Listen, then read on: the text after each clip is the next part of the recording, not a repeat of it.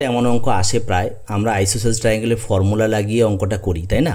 তো একটু সময় লাগে, ফর্মুলাটা অনেক বড় হয়। আমি একটু অন্য টেকনিকে তোমাদের একটু বোঝাচ্ছি, দেখো ভালো লাগবে। ধরো এটা আমার একটা আইসোসেল সমদ্বিবাহু ত্রিভুজ, এটাকে এ ধরেছি, এটাকে এ, আর এটাকে আমি 2B ধরছি।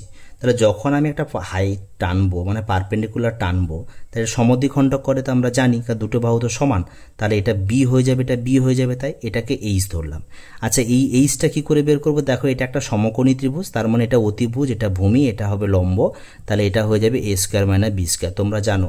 তাহলে এর ফর্মুলা কি হবে? হাফ, যে কোনো ত্রিভুজের ট্রায়াঙ্গেলের ফর্মুলা, যে কোনো ট্রায়াঙ্গেলের formula half into base into height, তাহলে 2B ইন্টু হচ্ছে এইচ।